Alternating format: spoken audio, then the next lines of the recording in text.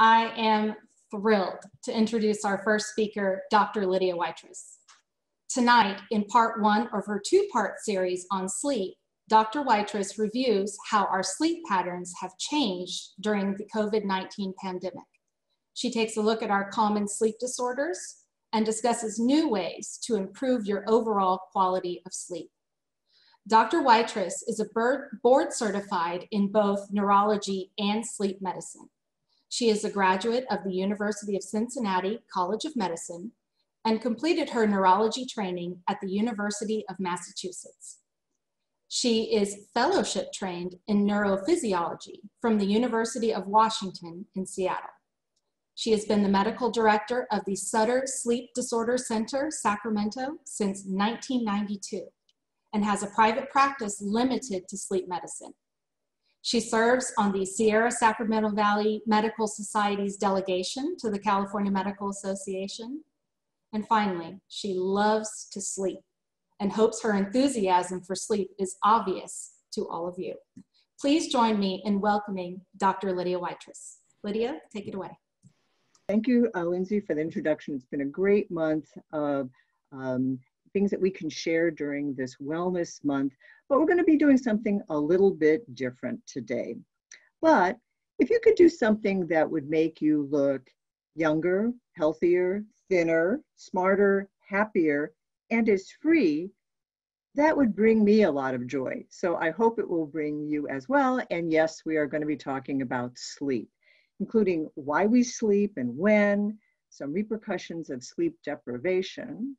Who needs a sleep study? Always a question or a concern by people who are ordering them. And I hope we'll all leave here with some tips for a better night of sleep. 2,000 years ago, the ancient Greeks knew that sleep was a physical renewal. And when I started my practice a few decades ago, we pretty much knew about the same thing. The only thing we knew was that if we slept, we were not sleepy. But indeed, it's been in the past decade that science is finally filling in the gaps to show us how sleep critically affects nearly all aspects of our life, and indeed is a main biological drive across the entire animal kingdom. All animals, all mammals, but all animals sleep. And as humans, we spend 1/3 of our life asleep. So unless Mother Nature made a huge problem or mistake, there has to be a reason for this. And maybe the problem is, rather than asking that one reason, it's that there's a whole variety of things that sleep is doing.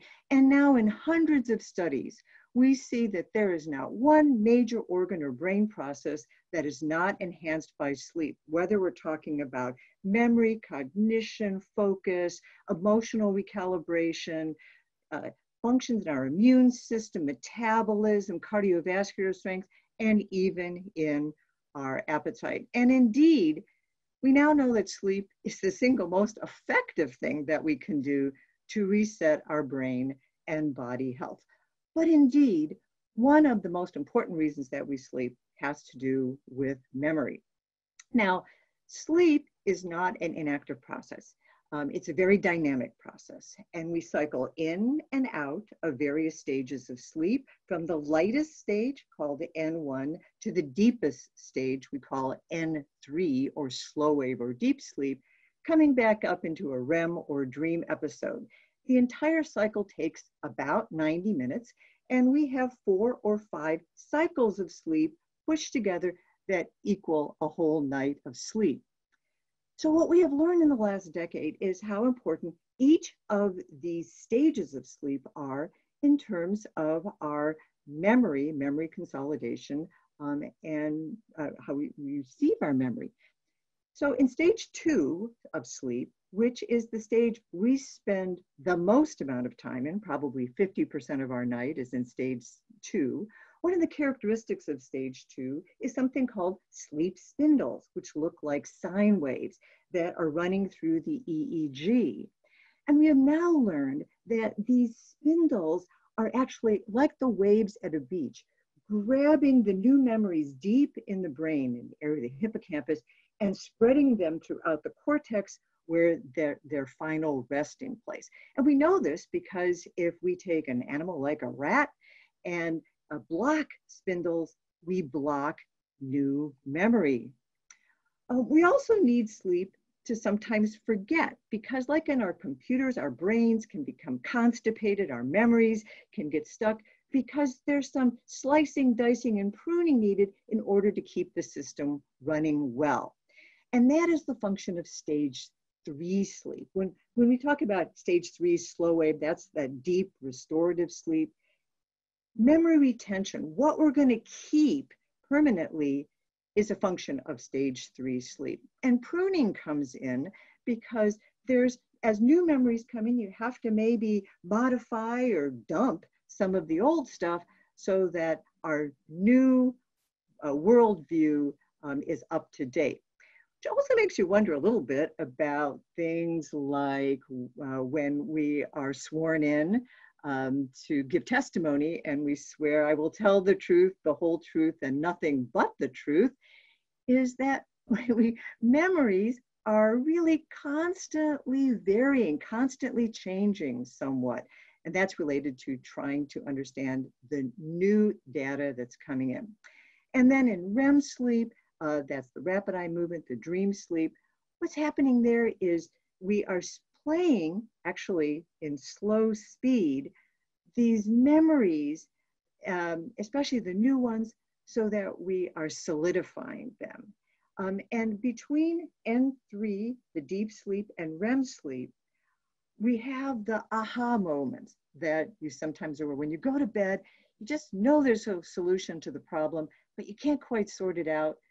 Actually through sleep that we sort things out, with the most famous, one of the most famous medical aha moments, the periodic table, where the Mendeleev, who went to sleep knowing that there had to be some connection between the elements, woke up and aha, something about the sleep fused and finished up what he couldn't figure out during his daytime hours. So very important for memory.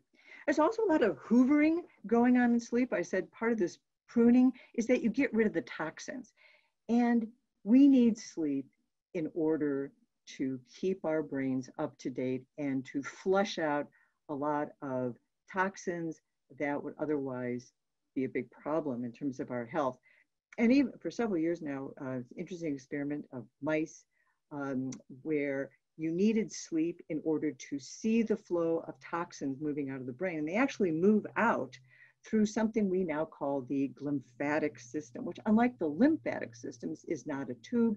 It's actually a change in the size of support cells in the brain called the glia. That's why we call it the lymphatic system, which are allowed to shrink and expand. And when we sleep, the glia cells shrink, the channels beneath the cells increase, and central spinal fluid starts pouring through, getting rid of all this toxic material that happens during sleep. And talk about hot off the presses, just published in this month, it's a report out of two sleep researchers at UC Berkeley talking about the decline, this is in normal human elderly people, the decline in N3 sleep, predicting potential onset of Alzheimer's disease based on repetitive sleep studies and PET scannings looking at Alzheimer's markers. And even suggested that we might start using sleep as a therapy, that if we could improve or increase N3 sleep, deep sleep, which normally declines as we age, that we might be able to offset the onset of Parkinson's disease or Alzheimer's disease. Pretty exciting if that happens. But this is a Joy of Medicine month, and certainly there's a lot of happiness that comes from sleep as well. Generally, people who sleep well tend to be happier. They're less irritated. They're less grouchy, just because I guess you're less sleepy. But we also know that joy and happiness itself improves sleep. People who are happier and more joyful tend to have better quality duration of sleep. And there was a study that looked at the effects of aging. And those who were happier seemed like they had a slower rate of decline in terms of the normal aging phenomenon. And this was probably through that deep restorative sleep.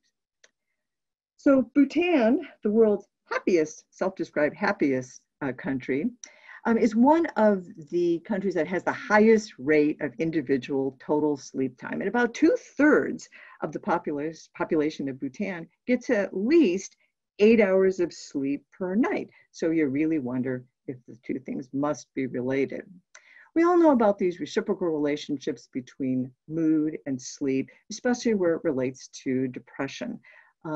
People who are prone to depression, when their sleep is better, they are less moody, their depression is more stable, and indeed, as sleep deteriorates, there's a higher likelihood of having more recurrent depression. And in a snapshot study done of MIT students from their late teenagers until their 20s in 2017, what we see is sleep regularity, something that teenagers and 20-year-olds are not particularly good at, but those who had regular habits, meaning regular bed, regular rise time, regular total sleep time, related to higher morning and evening happiness. A big question comes is, why do we sleep? So we sleep because of two reciprocal but independent processes, one called the homeostatic sleep drive, the other called the circadian rhythm for sleep. So what does that mean? The homeostatic sleep drive relates to the buildup of sleep-promoting chemicals, primarily adenosine, that occurs as part of our waking existence. And after about 16 hours, the pressure, this buildup of the sleep-promoting chemicals is so high that we become sleepy. And the only way to get rid of this is to sleep. So sleep metabolizes these sleep-promoting chemicals. But the reason that we sleep when we do has to do with a clock that is deep in our brain. The super clock, the super sleep clock deep in our brain, which is called the suprachiasmatic nucleus. And it is this groups of cells that actually coordinate when we get sleepy and when we wake up.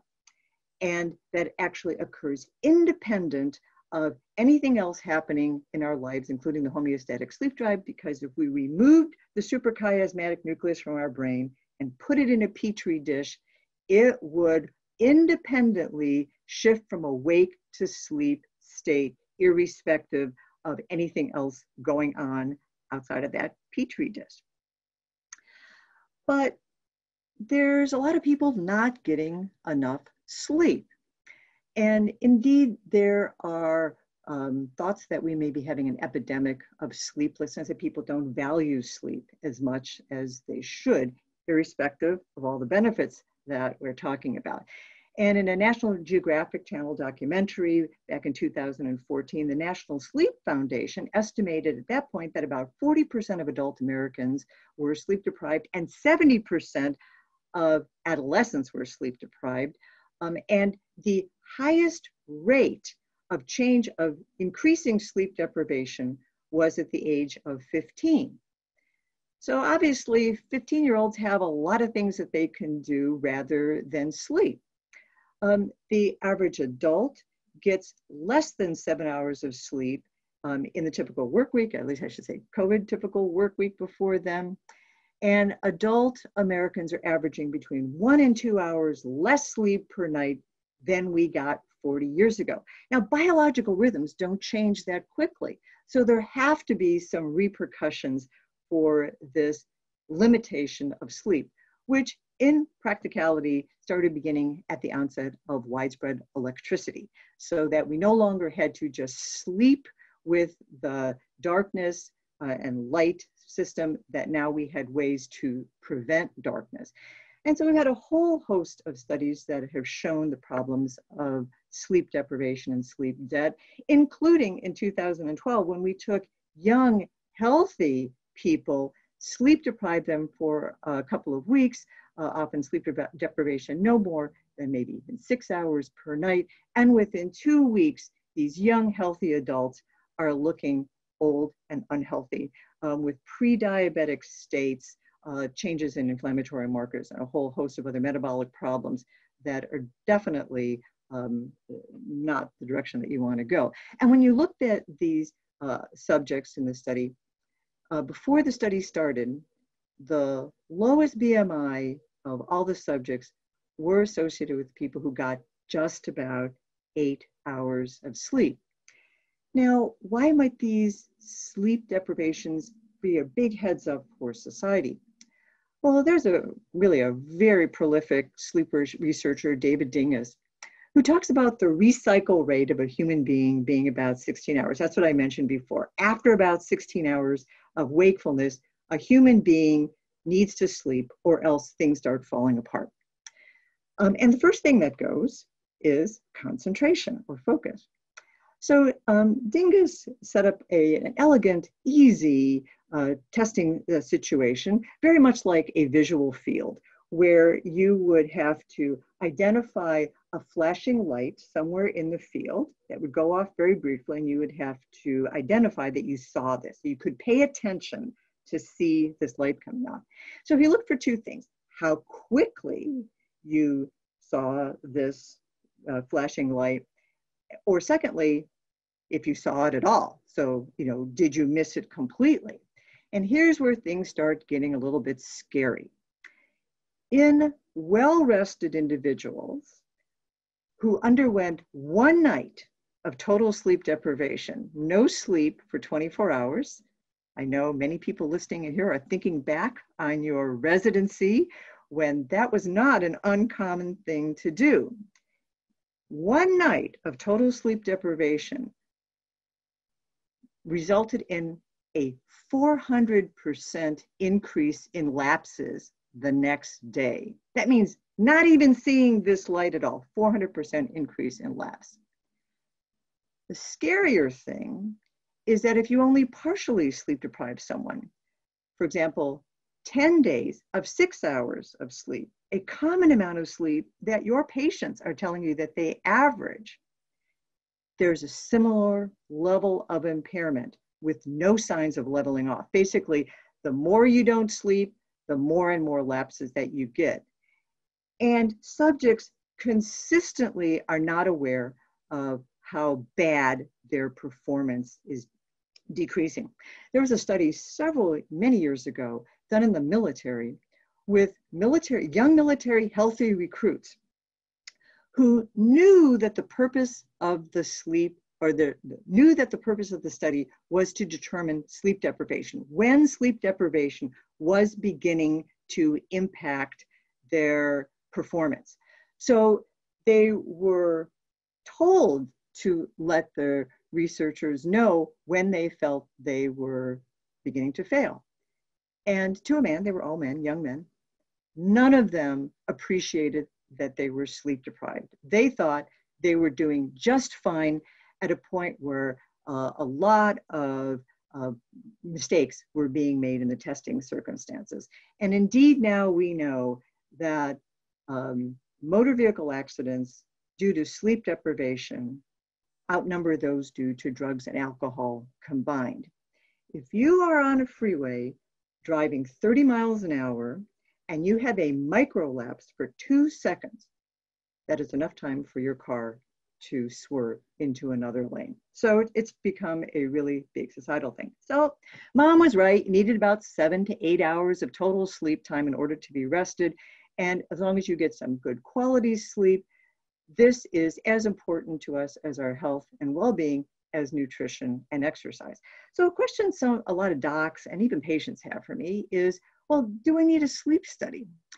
And it sounds, that makes a lot of sense, is that I have a sleep issue, maybe I have a sleep problem, and we have an objective test that measures sleep, so why not? Who should get this? So, a few years ago, when you're talking about a sleep study, it was in laboratory polysomnography. More recently, it's now home sleep testing. They both have their pros and cons, but it turns out that both of these types of tests impact the sleeping environment and your normal sleep. Now, again, no big surprise. If you go into the sleep clinic and you get hooked up top to bottom, like, Gulliver by the Lilliputians, and you're sleeping in a strange bed and somebody is watching you sleep, you think that your sleep will be likely to be changed. You'll be more aware of it, more awake time, less deep sleep. All those things are true. The surprise is that the home test is just about the same. When we do a home test, just the idea you're doing a test, something's on your body, somebody's monitoring you, it also affects our sleep. And it takes about 3 nights before sleep starts becoming pretty stable, where the results are very repetitive. And I don't know about you, but I don't think I want to be on the phone anytime soon trying to get prior authorization for 3 nights of sleep testing, and then I throw out the first 2 nights. So the personal digital tracking devices are certainly potentially filling a gap in terms of lots of data, maybe too much data that you want to look at, but certainly a lot of data, and a lot of it is sleep data. And what we are seeing with the personal digital tracking is that it gives us a lot of information, perhaps related to trends. And if the trend lines are fairly stable, at least in terms of total sleep time when you fall asleep and all that, again, it gives us at least some kind of objective feedback about what's going on. And certainly still, the most common reason that you would be ordering a sleep test is that you think someone has obstructive sleep apnea. Again, this is the joy of medicine. We're not really talking about specific sleep disorders that much, but most people know what sleep apnea is. You snore, you stop breathing. But interestingly, if you look at some of the other symptoms of sleep apnea, gosh, sounds a lot like chronic sleep deprivation. Sleepiness, fatigue during the day, I'm gaining weight, I'm looking a little bit haggard, I have maybe cardiovascular problems. In the past year, we had studies showing a higher association of dementia and Alzheimer's disease and untreated sleep apnea, mood disturbance. So again, high level of suspicion when somebody comes into your office that maybe you should at least think about it. Because worldwide, it's probably about 1 billion people who have obstructive sleep apnea, the majority of which are undiagnosed. Now, luckily, most of them will have mild sleep apnea. And these are the most common people that you would think of who have a sleeping problem that you might want to order a sleep study for, with the home test generally being ideal for people that have a higher pretest probability of obstructive sleep apnea. These are people you know have sleep apnea anyway. You're just trying to get a baseline, see how bad it is, and leaving facility-based polysomnography for those who really require a much more in-depth look at sleep or maybe have some other kind of problem. One thing I caveat is that when you do home sleep testing, it is less accurate and it frequently underestimates the severity of sleep apnea. So again, keep that in mind maybe when just very mild sleep apnea is determined.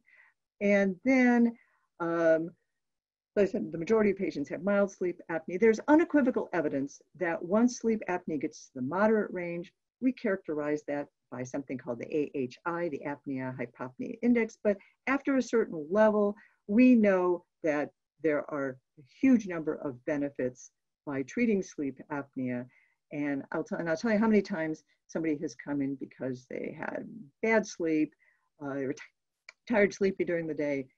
Half of them didn't even want a sleep study because a friend of them had told them, well, he was put on CPAP and he couldn't stand it and you never would either. But anyway, their sleep improves dramatically after they've been treated. And they often say, well, I'm not sure why I waited this long.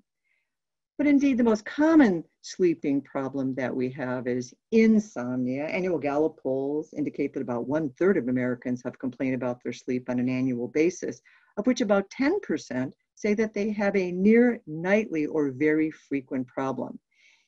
By definition, insomnia, besides being the most common sleep problem, means trouble falling asleep, trouble staying asleep, or both, as well as next day consequences. You have to have some deficits from either the amount or quality of your sleep in order to be diagnosed with insomnia. For those indeed rare people who get by with 5 or 6 hours of sleep per night and do not appear to suffer in any way from it. They do not have insomnia. They're very lucky, or they're just not being truthful, but they don't have insomnia. And you don't need a sleep study to make a diagnosis.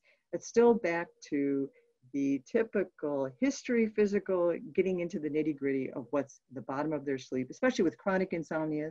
A different talk, a different night, because particularly with chronic insomnia, it's like as you peel away the onion, the layers on the onion, one thing leads to something else, and all of it needs to be taken care of in order for the patient to get some relief.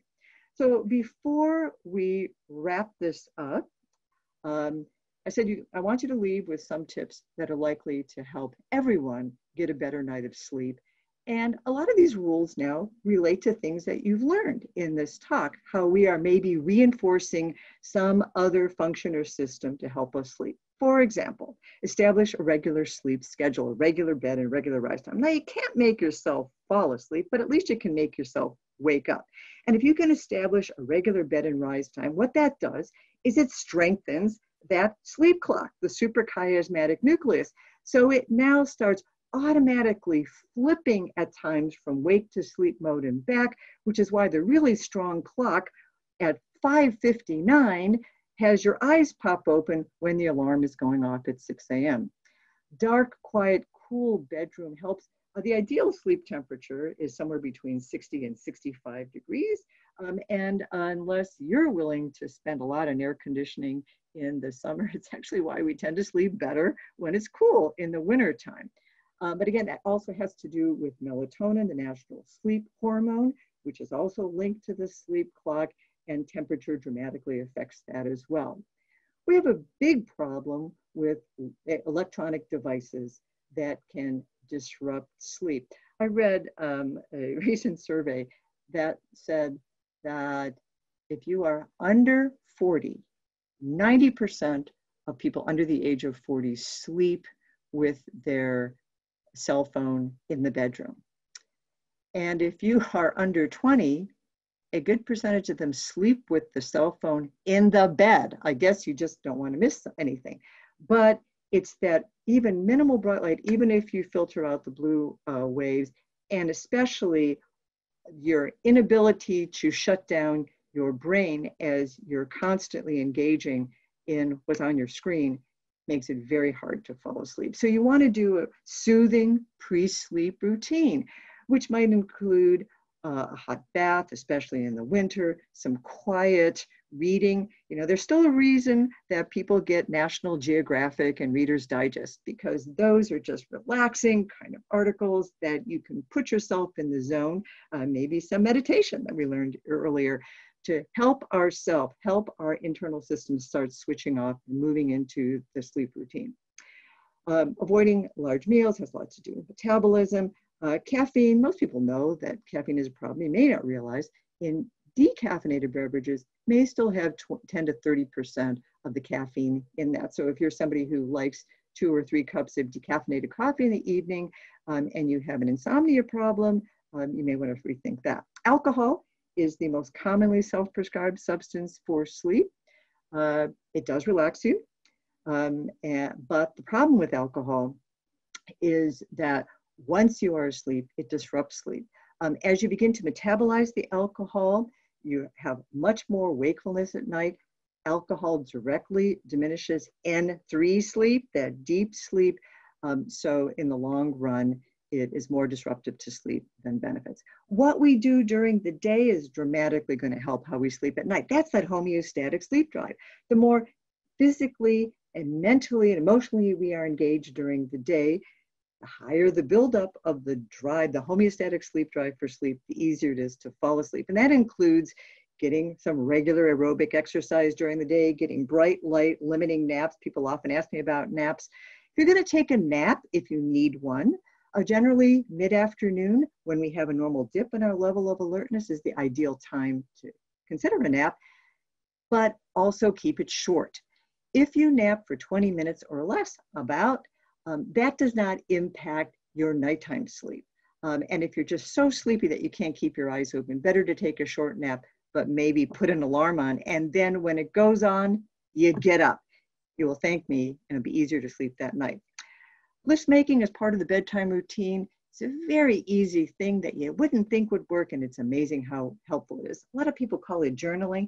That means writing down your concerns and your worries before you go to bed, and then solving them before you go to sleep. This helps the racing mind, the mind that just can't shut down, and can be very helpful. And the thing that people hate the most is that if you're wide awake, get out of bed. It doesn't help to lie in bed and sit there or sleep. It doesn't help you falling asleep just lying in bed. It makes it harder and harder. So you just need to reset the process. Now on that, I'm going to close this first half, because the next week, we're actually going to talk more about COVID, totally hot off the presses types of issues related to COVID and sleep. And I'm also going to throw in a little bit more about insomnia and some other kinds of issues that I think will be very relevant to all of us, especially in our Wellness Month. And I'm going to leave you, before I have any questions, with one of my favorite Irish proverbs, especially relevant for this, which is, a good laugh and a long sleep are the best cures in the doctor's bag. So thank you very much. All right. Thank you, Dr. Waitress. That was wonderful. Admit it, who is going to remove their cell phones from their bedroom this evening? That will be me. That we know your age. We know your age now. Yes, you do. And I promise that is one of the things I'm going to do based on your talk. So we do have a couple of questions, and I'm going to go to the Q&A function first. This first one is from Dr. Sirdal. Why is it harder to sleep as we get older? Unfortunately, sleep ages like the rest of our bodies. And that clock that I talked about, as well as other areas of the brain in which the clock is connected to, are also aging. So our sleep changes as we get older as a normal function of aging. And we tend to have less deep sleep. That's a normal part of aging, less N3, more wake-ups. So as we get older, we begin to have problems with sleep maintenance and depth. And also, as our sleep clock ages, our sleep clock is actually controlling our body temperature, which also changes throughout the 24 hours. So as the clock ages, that nice temperature drop off and curve are flattening. So as we get older, what we tend to find is that we're sleepier sort of during the day, and we have more problems sleeping at night. So what we can do is to work on our sleep hygiene as much as possible, to enhance all those rules that I talked about, but to some degree, like I said, that's just what happens. Great, thank you. So we have another question. Let me find it here. It's from Dr. Lori Gregg. What about the Whoop strap sleep tracker? Could this replace the sleep study and predict Alzheimer's or perhaps even COVID? Don't know about COVID. That's certainly, at this point, I don't know. I think that in the future, a lot of these personal digital trackers, especially the more medically complex ones, are indeed going to be part of the armamentarium of how we look, at least for sleep apnea, and maybe for other sleep disorders as well. Like I said, one of the biggest problems that we have now with the typical, the more like Fitbit and other types of things, is that the data is pretty solid if you are a normal sleeper in terms of telling us trend data, how long it takes you to fall asleep, how many hours you sleep, how much deep sleep you get. Once sleep starts becoming disruptive based on snoring, apneas, kicking, twitching, all this other kind of stuff, and it's disrupted, then the data is slightly less accurate. And it's even a problem that we have, like I said, with the home sleep testing that we have now. But when you go to meetings, it is remarkable what you are seeing potentially in the future in terms of very small, very sophisticated recording devices. You could be, 10 years from now, you might be wearing a little dot on your wrist, and that will show you as much as we were able to see in the full in-lab sleep testing. I think that the biggest problem they're going to be having, like we have with a lot of these devices, is sort of being swamped by too much information and having to process all this information. But I absolutely think things are changing, and they're changing radically. Great, thank you. We have another question. Would you recommend a guided sleep meditation? A specific guided sleep meditation? I don't know that I have a specific guided. Our Rajiv might be better for that even than for me. What I would say is there's a lot of these types of behavioral techniques that can be helpful irrespective of how you sleep. So again, I didn't talk too much about insomnia today. We're going to talk about this in the my next week, talk a little bit more. But certainly the trend these days is teaching you to sleep better without drugs. And cognitive behavioral therapy, especially cognitive behavioral therapy for insomnia, CBTI, is the absolute first way that we try to improve someone's sleep. There is a free app. There's plenty of other ones, but the free app that I generally recommend people look at is the CBTI Coach program, which is in the App Store. It was a program that was developed by Stanford using VA dollars, so they made it free for everybody. So for a free program, it's great, to use that. And what you see in this app are a whole variety of tools that have been helpful in terms of improving the quality or quantity of your sleep. And not only are these things like progressive muscle relaxation, deep breathing, guided imagery, and which have been shown to be effective for improving sleep, they also teach you how to do it. That's the coach part. Now, there are online programs that you can purchase as well that can help you with CBTI. They run a variety of costs, and the more cost really has to do with how much interaction you get with the therapist. But I think that meditation is helpful. I don't know that there's a specific program, but I could say anything that comfortably fits in that CBTI type of behavioral relaxation is helpful for sleep. Great, thank you. Another question for you. This is from Dr. Benko. Why do I wake up exactly at 3 a.m. every night? That is actually, I think, the most common time people do wake up. It's somewhere between 2 and 3 a.m. So why that happens is because if you go back and remember that slide, we talked about how you cycle in and out of different stages of sleep. So it takes you about 90 minutes to cycle through a full cycle of sleep. And in most people, depending on when they go to bed, usually you make it through about 2 cycles of sleep before you wake up, especially if you're older. So often when you start calculating when they fell asleep, when was 2.5, 3 hours later, it's that magic 2 to 3 a.m. And what's happening there, especially if you're older, back to Chris Serdahl's comment, is that homeostatic sleep drive, remember that pressure for sleep that I talked about, that is highest in the first part of the night, that's actually decreasing dramatically during those first few hours as your body is very efficiently metabolizing that.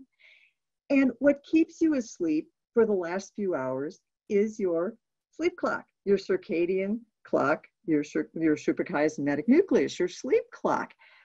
So for many people, as we're cycling in and out of sleep, as that homeostatic sleep drive is down, and especially if your clock is aging a little bit, or you got to get up to go to the bathroom, or we're totally stressed out about something like COVID, and as soon as you wake up, you start thinking about something. That's like a natural break point where the sleep starts breaking into different components. And that's when these CBTI type of techniques or meditation helps you, because they help you get your mind off sleep, helps your clock get you back to sleep. Great, thanks. So this question has come up one time in the Q&A and several times in my text messages. Is marijuana in small doses a good sleep aid? And the same question for CBD oil as well. Oh, if we only had the answer to this question.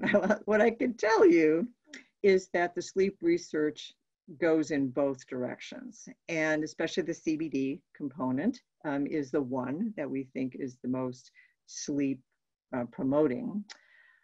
The problems when you have a biological, of course, is trying to make sure that everybody's getting the same product and the same amount, and potency can be a big issue with that. And honestly, we just don't know. In my practice, almost everybody's tried it. So by the time they've come to see me, so I guess the fact that they're seeing me means that it doesn't work in everybody, and it might work for some people. And it depends, I think, on how receptive you are to marijuana. And if you happen to get all the other things in order, the dose and the type and all of that.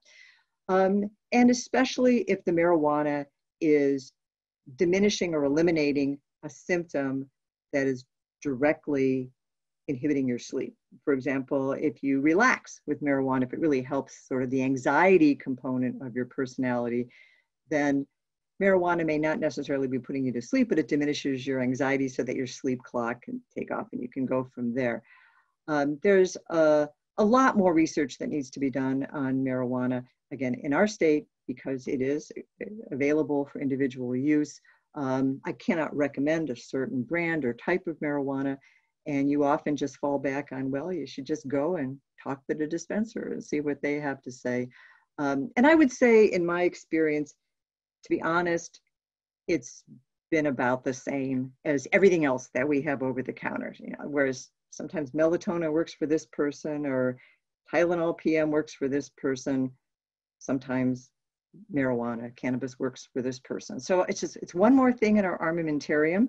It's a little bit concerning. I have had two very elderly people who came, who were using marijuana. Don't know that it helped them that particularly, but it was interesting how they got on that is because their primary care doctor had said to them, oh, you have to stop using these sleeping pills. This is dangerous for you. You must use marijuana because that's safe.